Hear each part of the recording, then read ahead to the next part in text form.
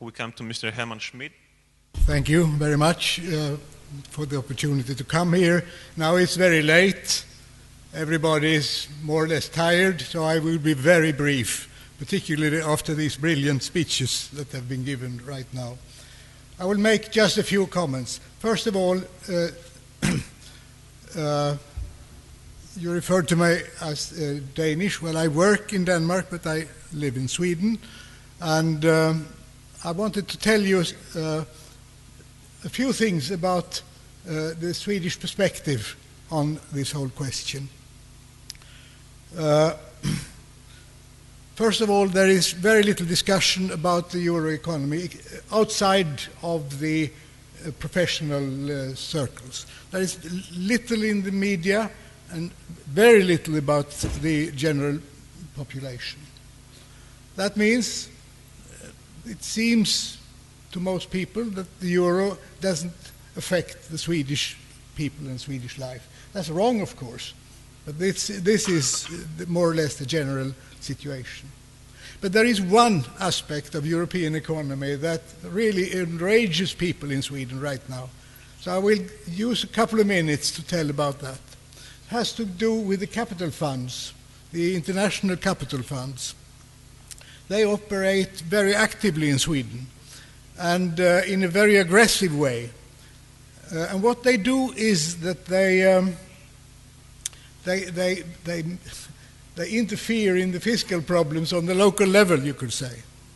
Because Swedish people, they pay their taxes, and a large part of the tax goes directly to the local commune.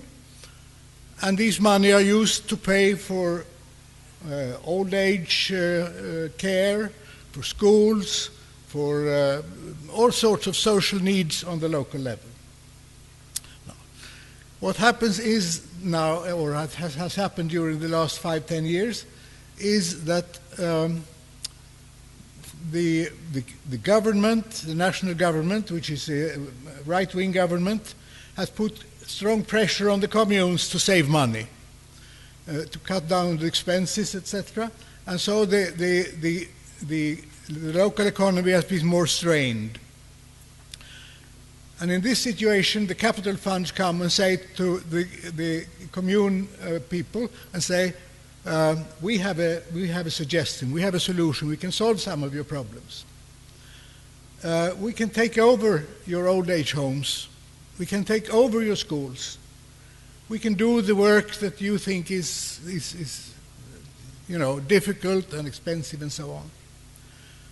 And so they negotiate with the communes, and then they make contracts where they promise to do it, according to standards and so on, go on like usual.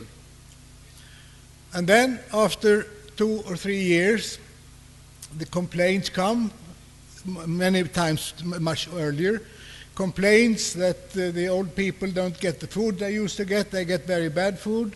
They are not cared for properly, they are not washed.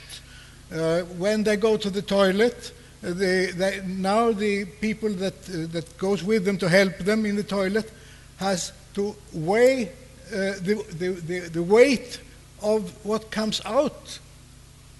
When you piss or you shit, they weight it and say, if it's too much, it's okay, but if it's too little, you don't need to go there so often.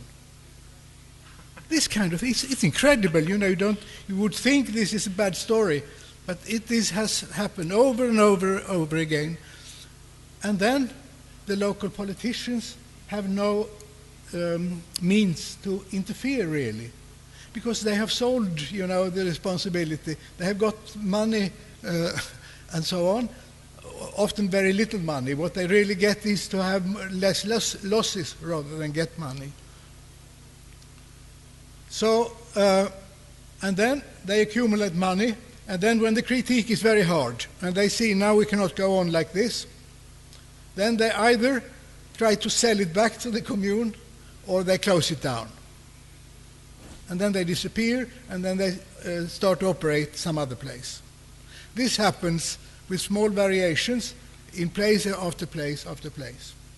And since these funds are international funds, it's very difficult for the communes to cope with it. It's even difficult for the government, because they operate and use the freedom of the European market as a whole. And therefore I thought it might be a good idea for me to tell you about this problem, because it is there now in Denmark also, it is in Britain, and it's spreading to other countries. And I think this is a problem that the European Union could do something effectively against, whereas the small individual countries can do nothing.